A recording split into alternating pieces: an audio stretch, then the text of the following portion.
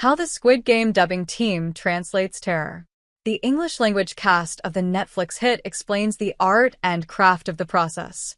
The best way to describe what it's like to dub an actor on a show like Squid Game. Karaoke. An actor goes into a recording booth, where a monitor plays a scene. The scene is accompanied by a band of text on the screen featuring a character's dialogue, written not in the language it was originally performed, but translated into the target language, being dubbed. It's the first time the actor has seen this dialogue, and just like that, it's time to record. Dubbing actor Greg Chun laughs when Consequence compares the process to what you might do drunk on a Friday night. It's technically accurate, he says, if somebody recorded your karaoke performance and then broadcast it to the entire world. There's a little bit more pressure. Chun would know, because you definitely heard his voice if you watched the English language version of Squid Game. He provided the voice of protagonist jung-jae, played by jung-jae.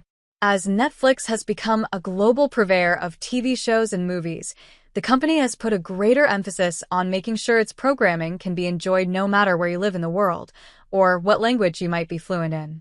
Dubbing, the practice of replacing the original dialogue performed by an actor with a new dialogue track in a different language, has become a key part of that strategy, with some Netflix programs being translated into as many as 36 languages. DeMita, senior manager of English dubbing language for Netflix, feels that dubbing is valuable to the streamer because we know that great stories come from everywhere, and we want them to reach everyone. So our goal is to offer a high-quality opportunity to experience a story in a way that suits the members' preferences and needs, whether that's audio description for the visually impaired, or subtitles for those who prefer the subtitles, or dubbing for markets that prefer that, or the combinations of those things. Dubbing, DeMita adds, is a unique kind of performance because the dub should never call attention to itself. We want the audience to forget about the dub as quickly as possible and watch the show. It takes a very special kind of actor to do that because it's almost egoless, and you have to have this almost emotional connection to the actor on screen, whom you've never met. Early in his career, actor Matthew Yong-king, who performs the English dialogue for Squid Game Season 2 star Choi Sung-hyun, aka T.O.P., felt that dubbing was a secondary craft until he walked into the booth one day to discover that his agent had booked him for a dubbing job. The experience totally changed his perspective because not only did he discover that it was a high-level, active process, but it exposed him to the great acting coming from other regions and allowed him to study it in minute detail. Literally, after I got out of the booth, I called up my agent and I went, "I want every dub that you can possibly get me, because for me, it's paid acting class." It quantifiably improved my acting, King says. T.O.P., he adds, is one of my favorite actors that I've ever dubbed. I want to see him do like 200 more things, just because he's so extraordinary. Dubbing has become a real priority for Netflix in recent years, a commitment that even extends to the on-screen closed captioning. In the past, if you were watching a dub of a show with the English subtitles on, you'd frequently hear lines of dialogue that didn't match with the on-screen text. The caption would be phrased or translated in a different way from the audio version. But now, Netflix will switch to an entirely different set of subtitles if you're listening to the dubbed version, which will align with the spoken English you hear. Why isn't the dialogue from the original subtitles the same as what's spoken in the dubbed version? That comes down to the overall complexity of translation from one language to another and making the translated version fit semi-naturally into the mouths of the actors on screen. We have to keep 3 plates spinning in the air, DeMita says. 1. You want to be as close as possible to the linguistic translation in terms of its accuracy, not just the words, but also the cultural nuance of that translation. 2. You also have to make it sound natural, so it doesn't sound like it's a Google Translate version of the line. And 3. You have to make the lip sync look as natural and as accurate as possible. On a granular level, individual line changes from the original Korean to English might happen for a number of reasons. Something may just not fit, Chun says. It may be something that in Korean carries a lot of meaning where a lot can be said with very few syllables, and there's no way to convey that in English with the same number of syllables. So sometimes it's necessary to change things around, to make it flow naturally for an English-speaking audience. During the translation process, there's no clear rule about preserving the original meaning versus catering to the English-speaking audience. One issue that emerged regarding Squid Game was the games being played. Some might be familiar to North American audiences, but others are more specific to Korea. Take the first game played in both seasons 1 and 2, which English-speaking audiences know as red light, green light. That is not the literal translation of that game in Korean, but it was agreed that that's such a familiar game. That's what we should call it in the English dub, DeMita says. If you're curious, the game's Korean name translates as "the mugunghwa flower has bloomed." Additionally, while shows from some countries feature very American acting and storytelling styles, that's not true globally. Chun remembers dubbing an emotional scene in Season 1, in which Song Ji-hun is utterly incredulous over another character's suggestion. Lee Young-jae's shock manifested itself in very, very big choices. Korean acting can be a lot more theatrical. It's just a stylistic difference, he says. So for that scene, Chun felt that if I do what his face is indicating that I do, it's probably going to sound a little silly to an English-speaking audience. So I needed to walk that line, to try and capture the shock and surprise that he has, but try to still make it sound natural and believable. That's an example of where that cultural difference can really present a challenge to the actor. One important point DeMita makes is that we're not looking to make any of these shows that we dub into English sound or feel American. We're not looking to pretend that Squid Game takes place in Ohio. The very nature of the show is founded in the cultural origins of where that story came from. We just want it to be accessible. So when we dub it, we tend to lean into the authenticity. While not every actor involved with the Squid Game Season 2 dub is specifically Korean, the cast is predominantly Asian American. They lend perspective from their own experiences, their own understanding of the culture, and you can hear the difference in the performances, DeMita says. They can bring an authenticity to the dub. Authenticity is such a hard thing to quantify, but that's why we try our best to cast authentically, because we know they will bring that quality in.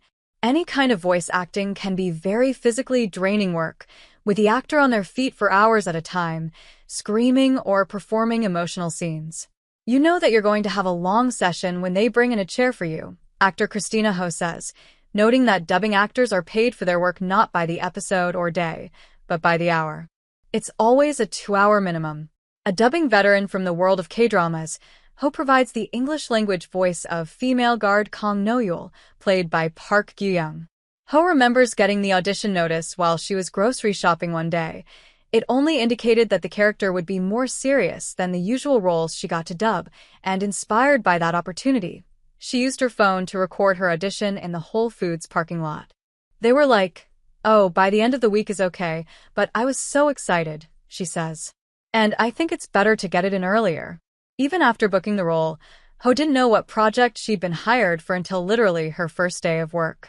Once you get in the booth, the director's like, "Hey, nice to meet you. By the way, it's Squid Game."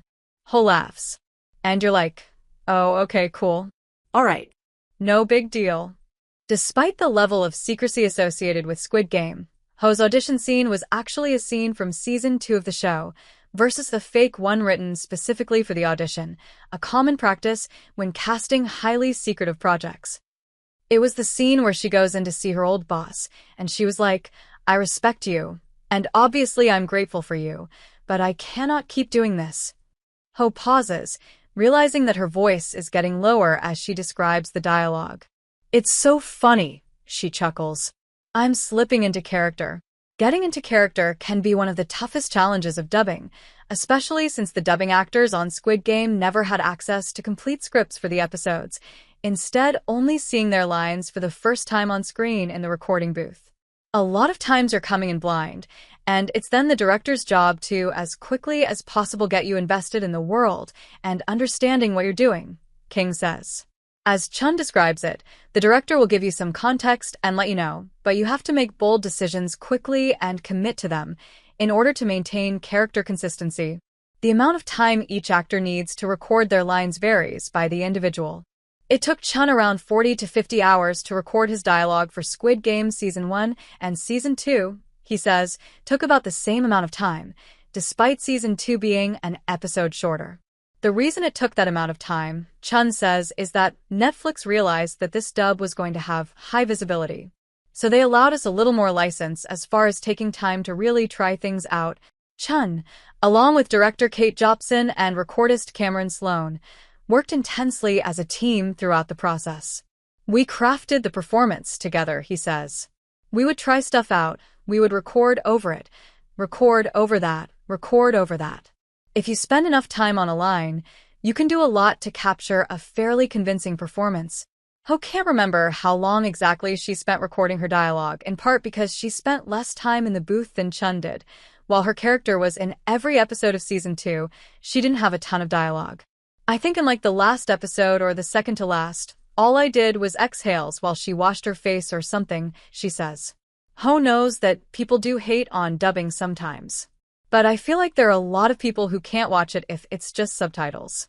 And I don't think it's fair for them to miss out on an amazing piece of art just because they can't watch it in that way. Like, I wish they had Vietnamese subtitles on Netflix because my dad's English is not great. But he obviously can speak a little bit of English, so I'm like, let's watch it in English instead, and he can follow along. It's easier for him to listen to it in English than to read it, so for him, dubbing is great. DeMita makes the point that English is the most largely spoken second language worldwide. We understand that English is a preferred language for many audiences all over the world, so for us to deliver a high-quality English dub doesn't just matter for this part of the world. Dubbing is not a full-time gig for any of the actors interviewed here. In addition to frequent voiceover work, King is also a writer and director. Ho is a photographer. And Chun is a composer who largely works on commercials these days, though his credits also include the first 2 seasons of I Think You Should Leave with Tim Robinson. It was a ton of fun, he says of working on the sketch comedy series. Obviously Tim and Zach Kanan are brilliant, and to be able to be a part of that was amazing. Ho likes that dubbing allows a lot of flexibility in terms of her schedule. It does give me time to go out and do my photo shoots if I need to. They'll ask, what's your availability from this day to this day? And we only need you for 2 to 4 hours. It's a very flexible job to have. The future of that job is potentially in flux, since, like so many other industries and practices, the big looming question is how AI will impact it. I would say dubbing has 2 years on the outside, and then it's gone forever, King declares. AI is going to get rid of it. He foresees a scenario where technology allows the audience to see an actor's original performance, just in different languages. It'll be him, and it'll match 1-to-1. That will be here within 2 years. Hands down. I'm very sad that another acting job is going to be gone. Others aren't quite as pessimistic about the profession's future. DeMita says that it would be foolish of me to say AI won't impact the way things are done for all of show business moving forward. But I know here at Netflix, the goal has been to make AI a creative tool that human beings can utilize to make the work better. We are not going down a road where we're replacing human beings with AI. Netflix recently announced that Squid Game Season 3 will premiere in June, and it'll still be some time until the Season 3 dubbing cast gets to work. Season 2 premiered on December 26, 2024, and Chun says he was doing sessions for it just a few weeks prior. In the post-production process, he says, we're really one of the last things that happens. This means that Chun currently knows, as much as any other citizen of Earth knows, about how the show will ultimately conclude. I'm very excited to work on Season 3, but on the other hand, part of me doesn't want it to be over, he says. It's been so fun and rewarding, being part of this series, even if you never saw him on screen. Squid Game Seasons 1 and 2 are streaming now on Netflix. Season 3 premieres June 27th.